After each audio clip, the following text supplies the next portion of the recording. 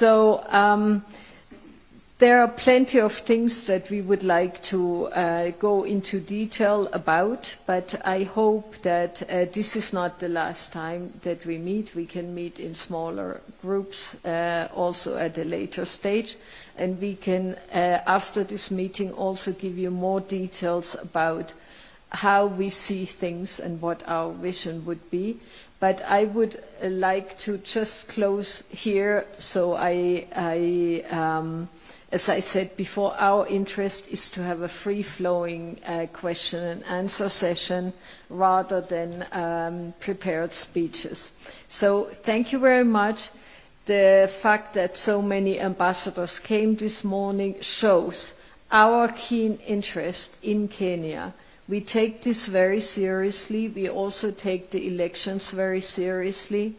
And we really do hope that everybody takes their responsibility here, because as I said before, Kenya is a stable rock in turbid waters, and we want to keep it like that. Thank you.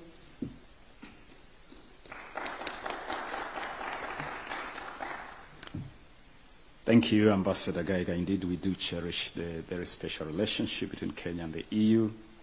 Besides the development cooperation, the EU has been a key ally for this country. I do recall at the time when I served as the Minister of Foreign Affairs, the EU was very supportive of Kenya's bid to sit on the UN Security Council. And even during the month of October, when Kenya was president of the EU Security Council, again, the EU was very supportive, and so we acknowledge that support. You have continued to be a partner, even on regional peace and security initiatives like AMISOM, and we know that EU continues to be a key actor in our efforts to help stabilize this region. And indeed, our presidential candidate has been very engaged, and our whole team also continues to be very engaged. On February 15 this year, a presidential candidate actually had a very substantive engagement with the European Business Council that delved deep into issues of a business environment. And we have also had occasion to meet the exploratory mission for observation of the elections. Let me now take this opportunity to invite His Excellency Dr. William Ruto, the Deputy President and our presidential candidate. And at the conclusion of his remarks, we will have that open interaction. You're welcome, Your Excellency. Thank you very much, Ababu Namwamba. Your Excellency, the leader of this delegation, Your Excellency, ambassadors, members of the Kenya Kwanza team. First, let me welcome all of us to this morning breakfast at this residence. It's commonly known as the Hustler's Mansion. It was labeled by the press, so I decided to adopt it anyway. It's not a bad name. So welcome. I understand very well that this is supposed to be an interactive session where we can all participate rather than a session to make speeches. But just allow me to say a few things. One, we appreciate the place of the EU in the relationship we have with partners. The EU, as has been said here, is the largest trading partner of Kenya. That's not a small thing. We value that status, and therefore engagement with our largest trading partner is important to us as Kenya Kwanza and as Kenyans. Number two, you are our second largest market. Again, that is very important to us. Even in our focus on the economy, market is a big thing. And therefore, we believe an engagement with you is an engagement in the right direction. And then number three, the EU is also the second largest development partner for Kenya outside the World Bank. Therefore, again, that places the EU in a very pivotal place. Having said that, let me let you know that from Kenya Kwanza, you wouldn't experience a major shift in our relationship. Because I have been part and parcel of the administration that is outgoing, and therefore I understand full well many of the engagements that we've had, the new Kenya-EU strategic dialogue that now gives us a framework for the relationship going all the way to 2027. And we appreciate that that became necessary because of the strategic nature of our relationship. And as has been said ably by the leader of this delegation, the position of Kenya in this region and globally. We will seek to step up, conclude the economic partnership agreement. I know there are still some pending issues. We will work with you. I have been engaged in different ways in trying to conclude that relationship. We know there are little outstanding issues. We will work with you to make sure that that is concluded, and especially in the context of the admission of the DRC into EAC. So that gives us expanded opportunity, even for the EU. It is, I think it's a development in the right direction. Kenya will also be looking at opportunities, of course, provided for by the Africa Continental Free Trade Area. Again, we can build synergy between Kenya and the EU to see how our relationship, our strategic relationship, can leverage also on the market and all the other opportunities that come with the Africa Continental Free Trade Area. We will have a discussion, hopefully, about what we can do more. As Kenya Kwanza, we will be looking at opportunities on what we can export more to the EU. We know that you are interested in having a balanced relationship. And sometimes it's our fault that we do not push hard enough to access markets that are available to us. I want to promise you that as an administration or as a team, we will work towards seeing what other opportunities in textile products, in leather products, in where Kenya has competitive advantage, what we can do more in processing, agro-processing, value addition. I was speaking to one of our manufacturers yesterday, not manufacturers, our enterprises in Mombasa, who is now packing the Lipton tea in Mombasa. And those are the strategic relationships we will be looking at. We still export our tea largely in bulk. We will want to look at what we can do with the EU, because that single entity in Mombasa, and I promised to visit, employs 1,000 Kenyans. We are hardly value adding 5% of our tea. Kenya Kwanza would want to see whether we can push that to 20, 30, possibly 50%. I had also, just to mention, and I had an occasion. I met the Indian community in Nairobi. And one of them gave us, and the members of this team were there, gave us an incident where he was in Egypt. And they were served very nice tea. So when he was leaving, you remember he said, this is very nice tea. So he ordered several packets of the tea because he wanted to come and enjoy the tea in Kenya. So when he arrived in Nairobi and he told his wife, please, I got some tea from Egypt. We enjoyed it, it was very nice.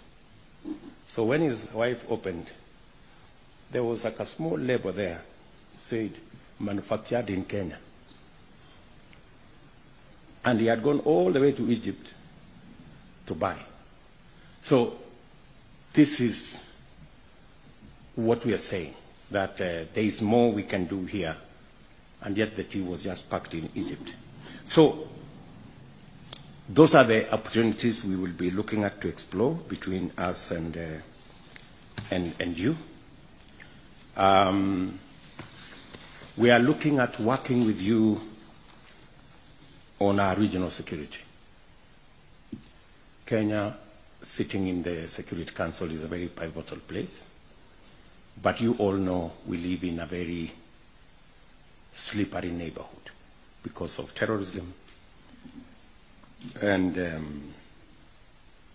whole challenge around insecurity.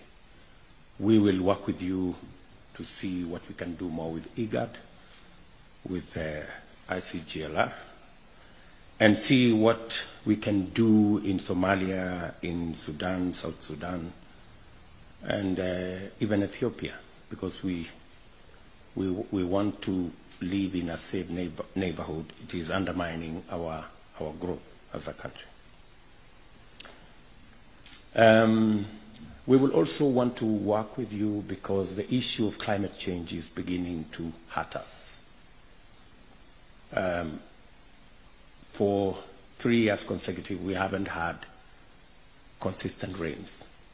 This year, we're just crossing our fingers because we have a challenge even as we talk. So again, these are areas where we will want to work together to see whether what we can do more, what we can do better, to see how we can mitigate that.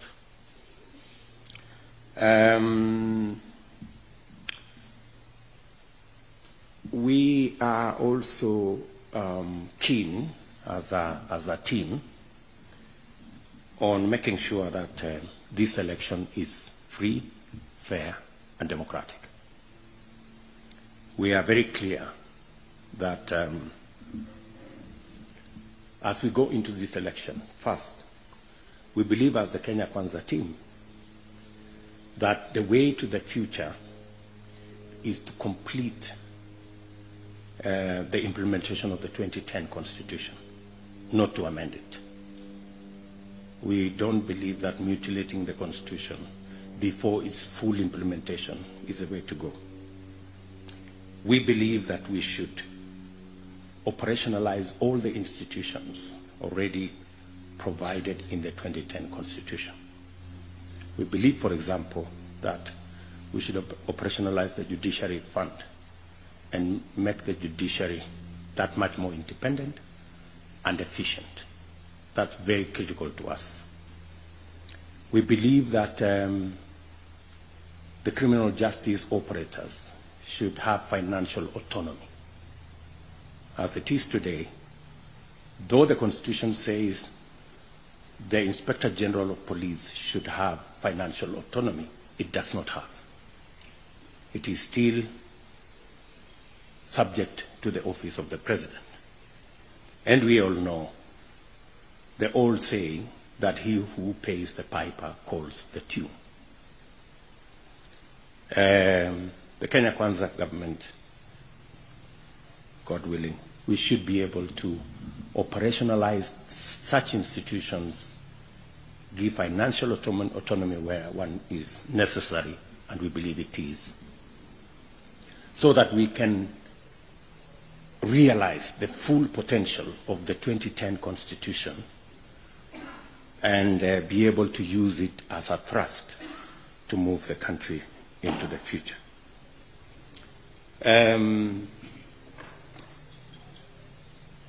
We are also very keen on ensuring that the big subject of gender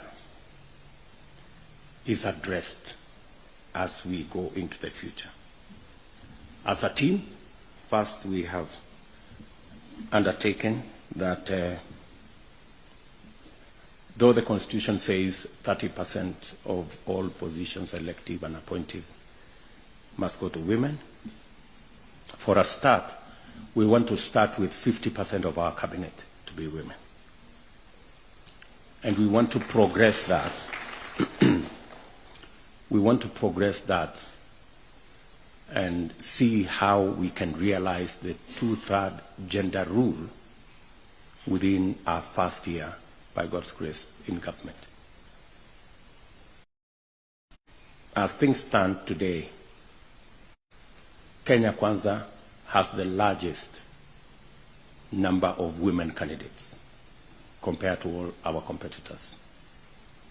In fact, out of the 9 governor candidates, 7 are Kenya Kwanza.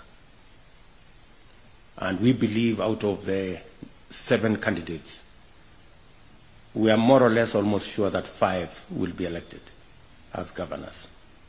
And we are working towards it. Because we do not want to pay lip service or play tokenism to the issue of gender, because we know its significance and we know the contribution our whole society can give.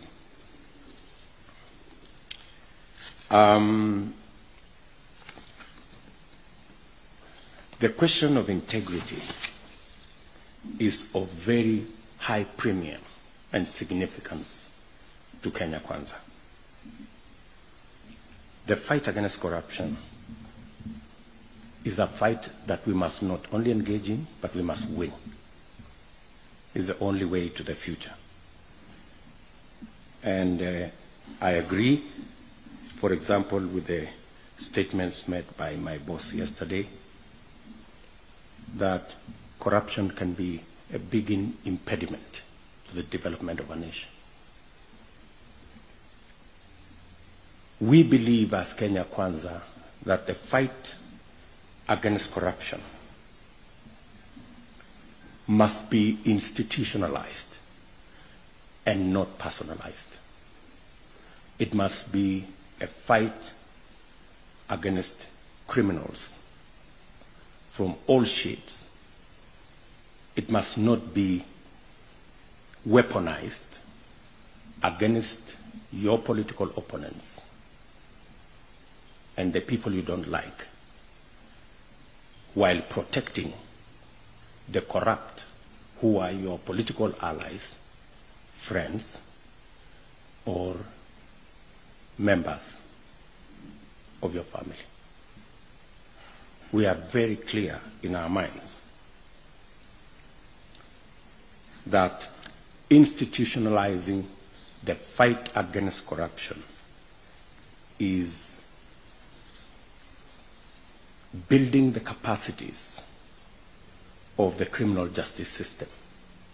And we are very clear as Kenya Kwanza that we need a financially independent judiciary. That's why we will operationalize the judiciary fund that will give resources to the judiciary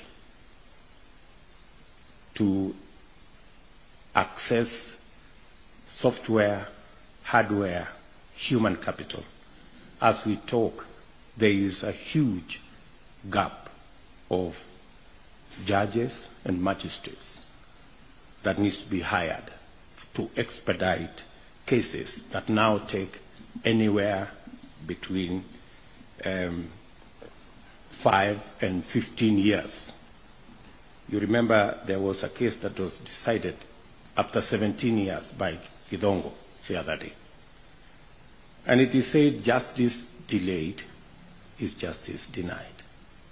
So our firm position as Kenya Kwanza is that the failure to fight corruption is when you undermine the institutions, the criminal justice system, by restricting their financial autonomy and by weaponizing the fight against corruption to be a fight against your political competitors. That is how, for example, the COVID billionaires escaped, because they were friends of the people who say they want to fight corruption. If the fight against corruption was left to the institutions, the COVID billionaires would be behind bars by now. And that's precisely what we are saying.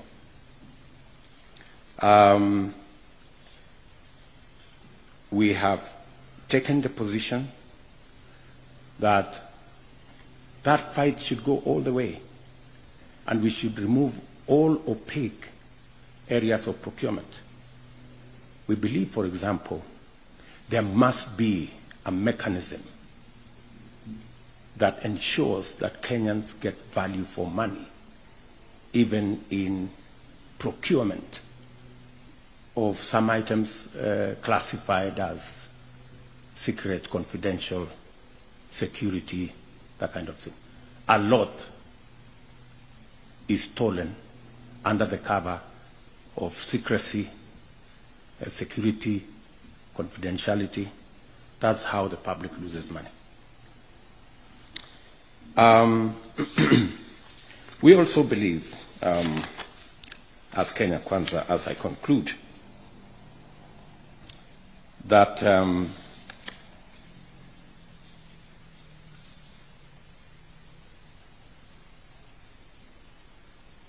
multilateralism, quite mouthful there, and a peaceful resolution of issues is the way to go. I think the case in Ukraine is becoming increasingly clear that it's no longer possible for any part of the world to bury their heads in the sand when a situation like that occurs, because we all find ourselves, one way or another, affected. And therefore, we must continue to build alliances to deal with global challenges like the one that come with threats like the one we've seen in Ukraine. Finally, and let me just, Professor David Ndii is a very knowledgeable economist. But I am a scientist myself, and therefore I'm not as complicated as David Ndii. Science is very straightforward. So let me just try and paraphrase what he was trying to say. We have a 10-point plan as Kenya Kwanza, ably elaborated by our good friend David Ndii. And I want to thank members of our economic team, the representatives who are here. We have a bigger team than you have seen. David Ndii is a renowned economist. Our good brother, Professor Njuguna Ndung'u, he was our governor of the central bank. In fact, I can say without fear of any contradiction that it is the boldness and the creativity of Professor Ndung'u that gave us the M-Pesa. No other governor would have allowed the licensing of that instrument, because many people never believed in the risk that came with M-Pesa. But because of his boldness and creativity, I must say, In fact, when he licensed M-Pesa, many people were wondering whether he had made the right decision. But today, M-Pesa is a phenomenon associated with the whole digital financial space. So again, that is the gentleman behind that initiative, and he's brought a lot of insight into our economic team. The bottom-up economic model is not a model that promotes bottom versus up. It is bottom up. It's not bottom versus up. You know, there is a big push by our competitors that we are trying to promote a bottom versus up. It's not bottom versus up, it's bottom up. And from where I sit as a leader in Kenya, there are 3, 4, 5 issues that we must sort out. I'm happy His Excellency the President enumerated the 6 or 7 big push areas that we started with in 2013, from the construction of the railway to our development of roads around the country, the 10,000, which has become 11,000, the electricity connections, matters to do with NHIF. But what did not come out is the big 4, because the handshake completely annihilated the big 4. That's why there was no mention of the big 4 yesterday. Much as there was an attempt to explain that the handshake maybe helped finalize our first-term plan, but the handshake completely undermined our big 4. And it was a very well thought out plan. And we have crafted a new plan to take into account some of the things that were never implemented because of the confusion that arose because of the handshake stories. One of them is the huge challenge that we have as a country of the youth bulge and unemployment. Our own statistics show that we have between 4 and 5 million Kenyans who have no jobs, educated, certificates, diplomas, degrees. And the Kenya Kwanza team wants to be practical, pragmatic, and deliberate. Practical, pragmatic, and deliberate about creating jobs. It's not enough for us to continue to say we will grow the economy and the economy possibly could grow jobs. No. We want to be deliberate about creating jobs. And our investment going into the future is in labor-intensive infrastructure. We are going to be deliberate about investing in areas that will create jobs. Let me give you an example. We invested in a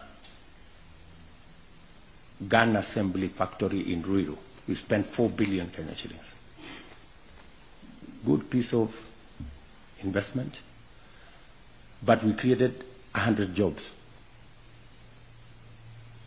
If we had put that 4 billion shillings in the EPZ, we would have created 5,000 jobs.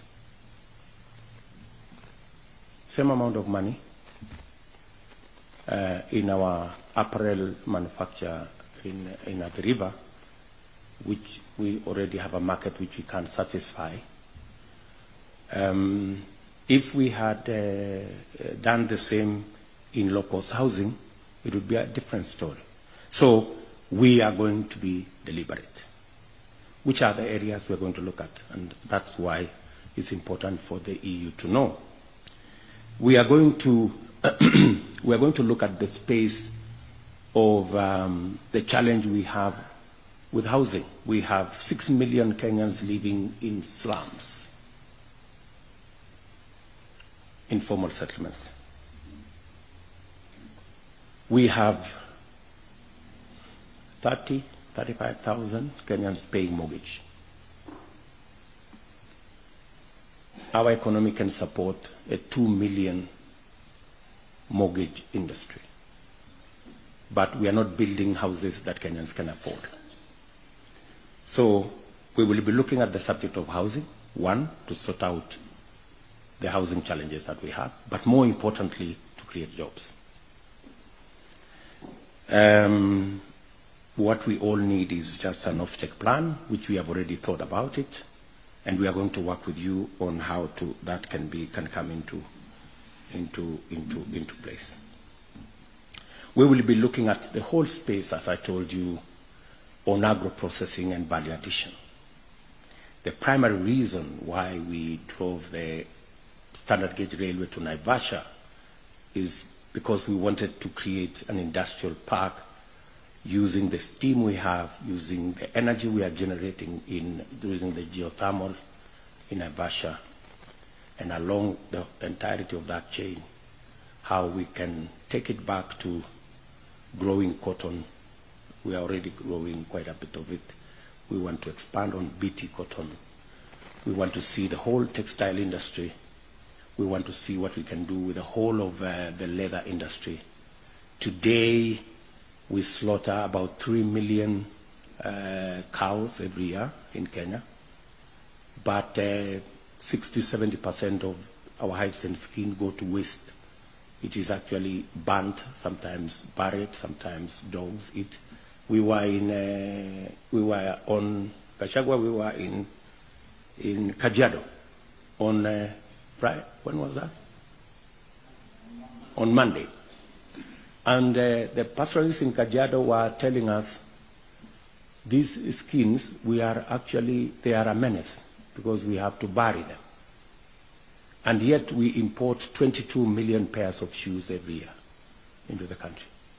So that's a big place for us to create jobs. Even if we start with the 10 million kids who go to school, and we purpose that we are going to manufacture shoes for our school-going kids, we will create 500,000 jobs, save on so much money we are spending to import shoes, and manufacture them locally. So, and we already have the cows. We're already slaughtering the cows. We have the hides and skins. They are going to waste. And that's really things that are readily available to us. We'll create jobs. We'll create wealth. The other one issue that, the second issue we want to address ourselves to is the issue of access to credit.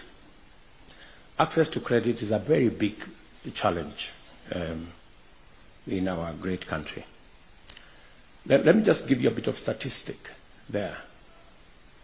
I went to a market here in Kiserian, and on average, they pay 10% per day for the credit they access, 10% per day. That's the average. So that's about 3,600% per year. And these are people who make 200, 300 shillings on a good day from selling whatever they are selling. If we just sorted out credit for them, we can actually double their incomes just by sorting out credit, making sure that they have access to credit. And instruments are available that we can use to make credit accessible to these micro and small enterprises. We are talking about 15 million people in that space. 15 million from government statistics. And these are people who are struggling. And it's growing. We inject about 1 million, just slightly under 1 million people into the job market every year. 50,000 are employed by the corporate world, another 150,000 employed by the larger SMEs, and then between 700 and 800,000 joined the lottery. You know, place where they don't know what will happen. You know, guesswork. And that's so this lottery is what keeps on increasing. The 15 million who do odd jobs, you know, sell this today, sell that tomorrow. That's the place we really need to pay attention as we look into how to improve what we now call the jua kali, that employs about 3.5 million Kenyans. See how we can grow that, see how we can provide more skills. And that's why I am a very strong believer in Tibet, how we can bring more skills into that space of the jua kali and make it a real manufacturing space. So access to credit, skilling that area, focusing on wood products that we can absorb, textile, leather, that whole space. That will be our big push.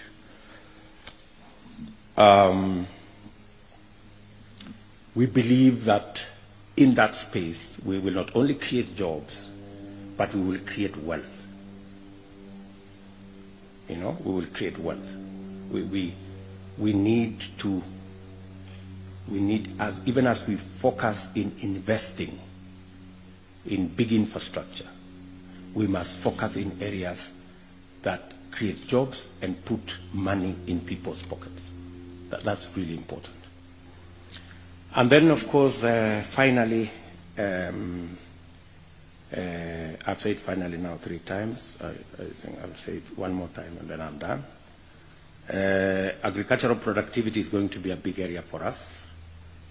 When I say agricultural productivity, I mean, for example, our farmers today, maize farmers, produce 5-6 bags, maybe 10 an acre. We can push that to 20. The same farmer, same farm, we can do 20 and or 15 for that matter. Just by making sure that we get the correct seeds, we make sure that they have access to quality, affordable fertilizer, and just a bit of management and removing the cartels and the brokers from the market, you know, making sure that the market is cleaned up. Example, we are the largest producer of milk, I think, in this continent. We produce about 5 billion liters of milk.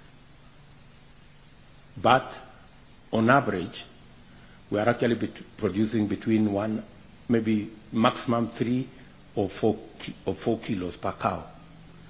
In fact, in Kajiado, that lady said they were producing what? 2. 1.5, between 1.5 and 2. Actually, if we just improved on animal feed, and we are importing now, the big people are importing animal feed.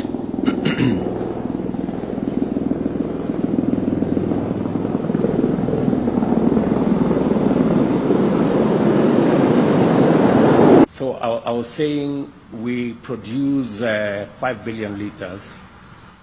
We can actually double our production of milk without much effort. Same cow, same farmer, just making sure that they have access to animal feed. Animal feed. So, and we have already discussed with farmers when we had the economic discussion in Kakamega and Bungoma. These are farmers who are saying give us an opportunity to produce soya, to produce simsim. We will make much more money from that than from cane, and you will get the raw materials to do your animal feed. So this is the space we are looking at. And if we can improve our cow producing 2 liters and make it produce 5 liters, we will double our production of milk. And even if we sold it at the lowest price, we can make another 150 billion shillings into our foreign exchange earnings. Instead of, I'm happy we are not, instead of many of our neighbors in DRC importing milk from Australia, I think from Kenya is much more near. You can take the milk there and all the other places. So this is what I wanted finally to say, and Dee has said clearly that we are going to work on universal health. Universal health is going to be a very big push for us. We believe that it's doable, and if we can structure it, we can get it done.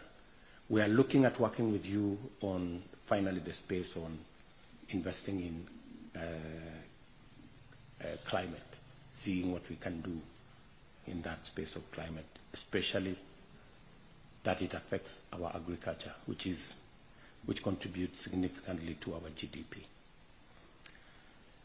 I know I've spoken longer than I should, but I thought it is important.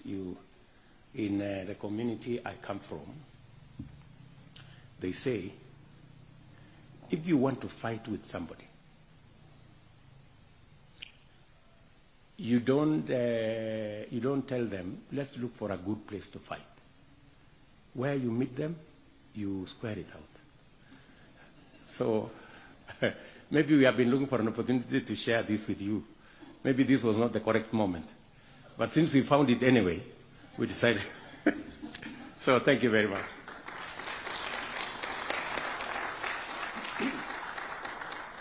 Thank you, Your Excellency. We're running a little behind schedule, so I'm going to toss this ball back to your court, Ambassador Geiger, and I'll now invite yourself and your team to respond to the submission by His Excellency the Deputy President, but also just generally raise any issues. And from our side, we will make responses led by our Deputy President Designate, Honorable Rigathi Gachagua, Honorable Musalia Mudavadi, Governor Waiguru, Honorable Moses Wetangula, Honorable Moses Kuria, and yes.